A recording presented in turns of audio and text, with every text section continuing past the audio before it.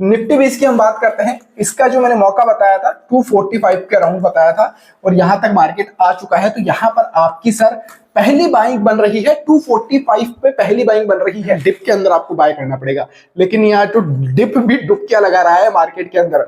Dip भी इतना हो चुका है कि उसके अंदर डुबकियां पर डुबकियां लग रही है। अब इन्वेस्टर करे क्या? जल्द ही MOL 100 जैसे ETFs के अंदर, हैंग सेंग 20 के अंदर बहुत अच्छी अपॉर्चुनिटी आपके पास में आने वाली है। इसलिए कहता हूं टेलीग्राम पे कनेक्ट रहना, जैसे अपॉर्चुनिटी आएगी वहां आपको सबसे पहले इन्फॉर्म होने को मिलता है, क्योंकि वीडियो हर ETF का नहीं बन सकता है। स्टॉक मार्केट में अभी इस समय हाहाकार मचा हुआ है, जिसको देखो उसका पोर्टफोलियो सर रेड है, लेकिन मार्केट ये गिर क्यों रहा है, इतना गिर चुका है, ये सब बताने के लिए मैंने वीडियो नहीं बनाया है दोस्तों। ये वीडियो मैंने आप लोगों के लिए इसलिए बनाया है ताकि आप लोग अभी क्या करें। जो इन्वेस्टर्स हैं, जो ETF वाले हैं, एक्सचेंज ट्रेडेड फंड वाली जो ऑडियंस है मेरी, म्यूचुअल फंड SIP वाले जो लोग हैं, जो इन्वेस्टर्स हैं, उनको अभी क्या करना चाहिए, इस वीडियो के अंदर हम कंप्लीट एनालिसिस करने वाले हैं कि ऐसे सिचुएशन में अभी क्या करना चाहिए। क्योंकि बहुत सारे वीडियोस मैंने देखे हैं यूट्यूब के ऊपर, सबने बताया कि रीजंस क्या क्या हो सकते हैं। रीजंस तो भैया मैं खुद एक जर्नलिस्ट हूं, मैं खुद 10 रीजन बता सकता हूं, बना सकता हूं मार्केट क्रैश के, लेकिन रीजंस के ऊपर मार्केट नहीं चलता है भैया। अभी तक अगर बात करें, जो निफ्टी 22,800 के सपोर्ट पे था वो टूट कर अब भैया 22,100 के ऊपर रैंक रहा है। यहां से नीचे गया तो 21,700 भैया, बहुत तगड़ा वाला सपोर्ट यहां पर है। टूटा तो कहां तक जा सकता है कुछ नहीं पता है, एक लेवल कोई नहीं बता सकता है, कितने से कितना बड़ा दिग्गज क्यों ना हो वो भी नहीं बता पाएगा कि ये लेवल भैया यहां से वापस मार्केट घूम जाएगा। लेकिन ऐसे सिचुएशन के अंदर क्या करना चाहिए, किस तरह से इन्वेस्टिंग अपनी करनी चाहिए, और जो पोर्टफोलियो के अंदर आपकी जो रेट दिख रहा है ना, आपका 15%, 20%, 25%, 30%, कितना है कमेंट करके बता देना यार। मैं भी उन लोगों में से हूं, मेरा भी पोर्टफोलियो तकरीबन 16% के आसपास अभी डाउन आ चुका है। अब देखिए निफ्टी 50 जो है, भारत का जो निफ्टी है, वो तकरीबन 15.80% डाउन आ चुका है सर। अरे यार, आप लोग अभी तक टेलीग्राम पे ज्वाइन हो नहीं हो, मैंने एक वीडियो लास्ट में भी बताया था और उसके अंदर कुछ एंट्री लेवल्स मैंने दिए थे शानदार शानदार ETFs के लिए। टेलीग्राम पे नहीं जुड़े हुए हो तो जुड़ जाना, डिस्क्रिप्शन के अंदर लिंक है, फ्री ऑफ कॉस्ट है, कोई पैसा नहीं है।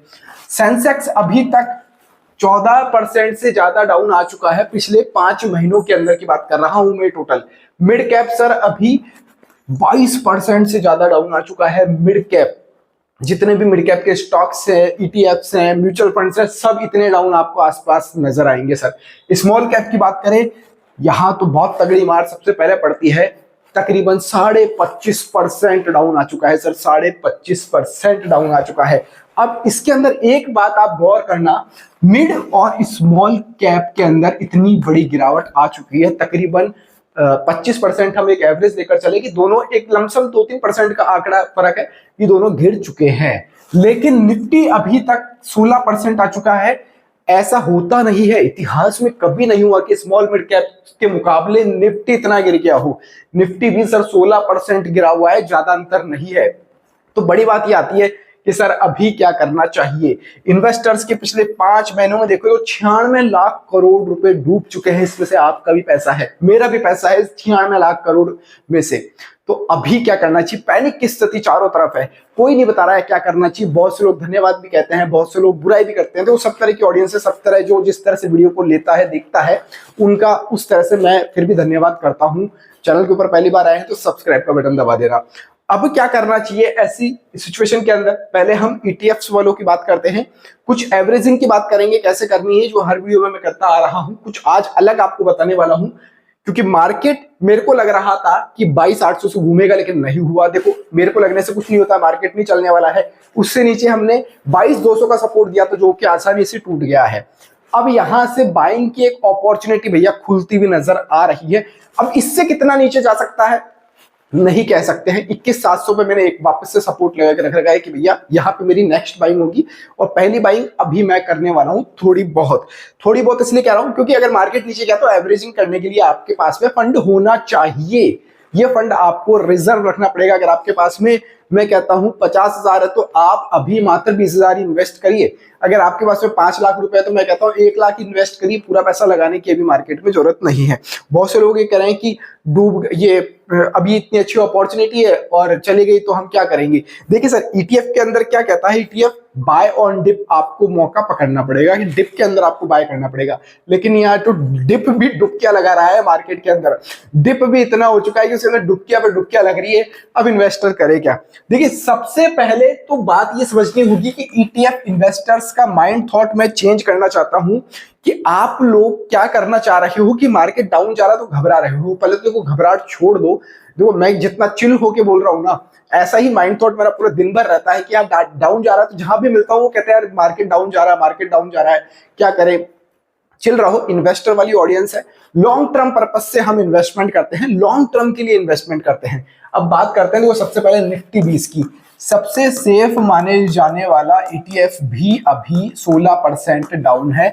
और अगर अभी इसकी मैं रेट की बात करूं तो ये 248 के अराउंड आ चुका है। अब आपकी कितने पे बाइंग है मेरे को पता नहीं है, लेकिन मैं एक रिक्वेस्ट करूंगा, आप सभी अपना पोर्टफोलियो टेलीग्राम पे जुड़ जाना। बायो के अंदर मेरा व्हाट्सएप नंबर मैंने छोड़ रखा है, वहां अपना पोर्टफोलियो जरूर शेयर कीजिएगा, जिसके अंदर मैं हो सकेगा सबको मैं रिप्लाई करने की कोशिश करूंगा कि किसके अंदर एवरेजिंग के चांस बन रहे हैं और किसमें नहीं करनी चाहिए। क्योंकि बहुत से लोगों ने ईटीएफ्स के अंदर कोई 15-15, 20-20 ईटीएफ ले रखे हैं और सबके अंदर एवरेजिंग इम्पॉसिबल है भैया, इम्पॉसिबल है। निफ्टी 20 की हम बात करते हैं, इसका जो मैंने मौका बताया था 245 के अराउंड बताया था और यहां तक मार्केट आ चुका है। तो यहां पर आपकी सर पहली बाइंग बन रही है, 245 पे पहली बाइंग बन रही है। इससे नीचे जाता है मार्केट 21,700 अगर टच कर दिया मार्केट तो फिर हम सेकंड बाइंग लेंगे। लेकिन निफ्टी 20 के अंदर पहली बाइंग आपकी 245 अराउंड बन रही है। अब आपकी बाइंग कितने पे है? 270 हो सकती है, 260 हो सकती है। अगर 250 पे अगर कोई नए इन्वेस्टर मेरी वीडियोस देख के इन्वेस्ट कर रहे हैं, उनको एवरेज करने की नीड नहीं है। 250 तक वालों को एवरेज करने की नीड नहीं है। 255 पे बाइंग है तो भी भैया एवरेज मत करना, 260 है तो भी एवरेज मत करना। 260 से ऊपर की अगर आपकी बाइंग आपने ले रखी निफ्टी 20 के अंदर तो फिर आप एवरेज कर सकते हो। यहां पर एवरेज कर सकते हो 245 के अराउंड। इससे नीचे जाता है फिर अगली हम उस वीडियो के अंदर डिस्कस करने वाले हैं। अगर 21,700 तक मार्केट गया, वैसे कुछ समय तक मार्केट अभी देखा जाए तो यहीं पर ही रेंग सकता है और 21,700 के आसपास तक आपको नजर आ सकता है, ऐसा कुछ लोग कह रहे हैं। और मैं जल्द ही एक सेबी रजिस्टर्ड एडवाइजर के साथ में आप लोगों को कनेक्ट कराने वाला हूं ऑन वेबिनार के माध्यम से हो सकता है, वो लाइव के माध्यम से हो सकता है, वो हम डिस्कस करेंगे। तो उसके ऊपर भी आप लोग सवाल सीधे पूछ सकते हो क्योंकि उन लोगों को थोड़ी और ज्यादा नॉलेज होती है। निफ्टी 20 की बात हो गई, अब बात कर लेते हैं भैया MON 100 की। MON 100 इतना शानदार ETF, इतना शानदार रिटर्न इसने दिया है MON 100 ने। लोग कह रहे थे जैसे 200 के आसपास आए थे बाय कर लेते हैं, मैंने कहा था रुको भैया रुको, जरा सब्र करो, और वो बात सच हो गई। MON 100 सर अभी आ चुका है 183 का, इतना गिर चुका है। क्यों गिर चुका है? क्योंकि सर अगर मैं बात करूं यहां पर गिरने का, इसका जो रीजन है वो जो मार्केट है ना बाहर के, वो इतना गिर चुके हैं। MON नैस्डैक को इंडेक्स को रिप्रेजेंट करता है तो इतना गिर चुका है। एक मैं साइड में स्क्रीनशॉट आपके साथ लगा देता हूं, देखो सेंसेक्स तो 2% गिरा हुआ है, ये एक दिन की गिरावट है पिछले गुरुवार की। नैस्डैक अमेरिका का 3% के आसपास गिरा था, जापान का भी 3% मार्केट गिरा हुआ है, हांगकांग का हैंग सेंग जिसे हम कहते हैं वो भी 4% के 3.5% की समथिंग गिरा था। तो ये पूरे मतलब ओवरऑल मार्केट गिरा है, भारत का मार्केट नहीं, पूरे दुनिया के मार्केट के अंदर गिरावट देखने को मिली है। इस वजह से ये इनके अंदर गिरावट आई है और इनके अंदर जल्द ही MON 100 जैसे ETFs के अंदर, हैंग सेंग 20 के अंदर बहुत अच्छी अपॉर्चुनिटी आपके पास में आने वाली है। इसलिए कहता हूं टेलीग्राम पे कनेक्ट रहना, जैसे अपॉर्चुनिटी आएगी वहां आपको सबसे पहले इन्फॉर्म होने को मिलता है, क्योंकि वीडियो हर ETF का नहीं बन सकता है।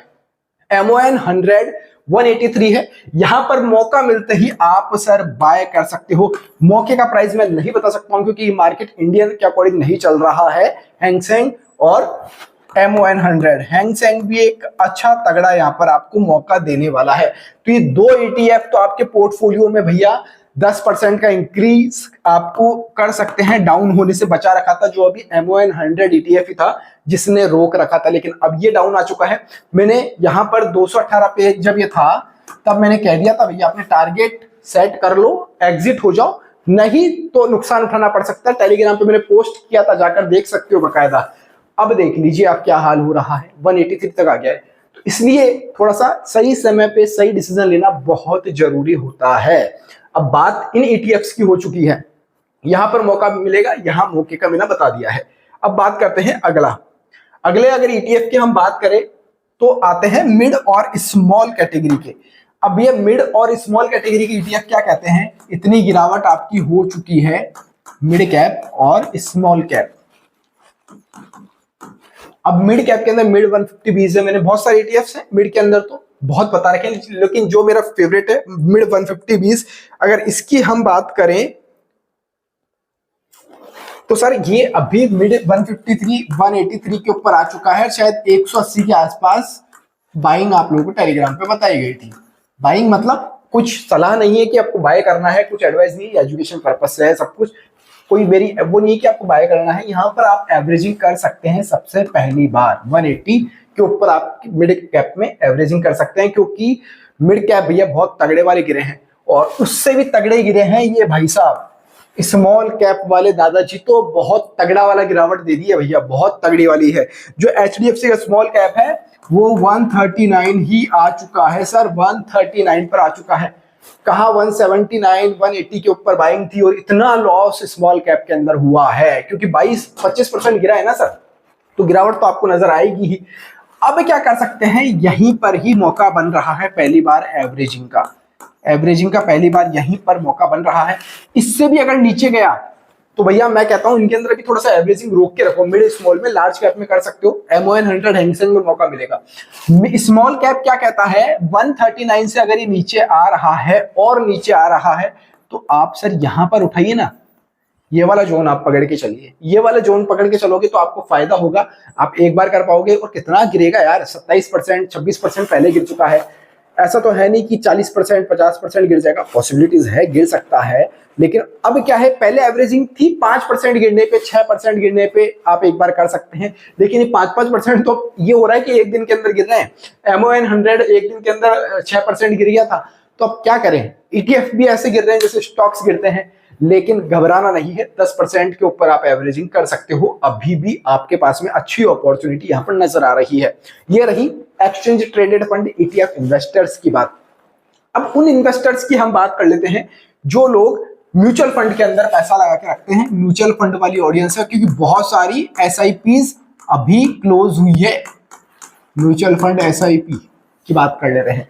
अब इसके अंदर क्या है, म्यूचुअल फंड SIP क्या कहता है सर आपको, पहली बात तो आप खुद बताइए यार, ये वाली बात आपने SIP शुरू की थी 1 साल के 6 महीने के लिए की थी क्या, नहीं की थी ना। म्यूचुअल फंड के अंदर मान लीजिए मार्केट यूं चल रहा है, अभी ऐसी पोजीशन के ऊपर मार्केट है, आपने मान लीजिए म्यूचुअल फंड की शुरुआत यहां पर की है। अब म्यूचुअल फंड क्या कहता है, आपने कोई भी म्यूचुअल फंड 100 रुपए पर यूनिट के हिसाब से आपने NAV के हिसाब से ले लिया है, XYZ कोई भी म्यूचुअल फंड SIP आपने शुरू की है, एवरी मंथ आपका पैसा जा रहा है। अब यहां पर तो 100 रुपए में आपको यूनिट NAV मिल रहा था, लेकिन जब मार्केट यहां से नीचे आया तो ये 98 हो गई। अब आप सोचो, थोड़ा दिमाग लगाना, अब मार्केट यहां से और नीचे आया तो सर ये 90 रुपीज ही हो गई, हाँ 90 रुपीज हो गई, फिर अगले महीने ये बढ़ के वापस 98 तक आ गई, ठीक है। अब आप एक चीज ध्यान रखना, अब ये गिरते गिरते यहां अगर आप देख रहे हो तो वही NAV आपको सर 70 रुपए में मिल रही है। अब एक चीज देखना, आप SIP जब करते हो ना तो आपके जो फोलियो नंबर है, फोलियो नंबर पता होगा आप लोगों को, SIP करते हो तो आपके फोलियो अकाउंट के अंदर यूनिट्स NAV ऐड कर दी जाती है।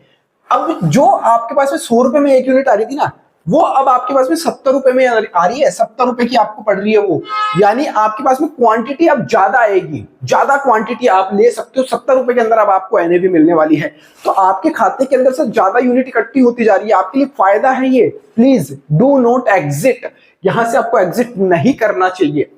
अब 70 रुपए के अंदर आपके पास में बहुत ज्यादा क्वांटिटी आ रही है।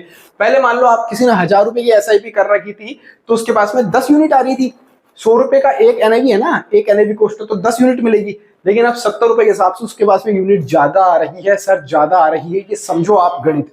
तो इसी तरह से आप यहां बने रह सकते हो। तो ये कहता हूं एग्जिट करने में कोई फायदा नहीं है, म्यूचुअल फंड SIP सही है, आप जारी कर सकते हो, बने रह सकते हो। तो चलिए इस वीडियो के अंदर फिलहाल इतना ही। चैनल के ऊपर पहली बार आए हैं तो सब्सक्राइब का बटन प्रेस कर दीजिएगा, इतनी मेहनत लगती है एक वीडियो बनाने के अंदर। टेलीग्राम पे नहीं जुड़े तो जुड़ जाइएगा। जय हिंद, जय भारत।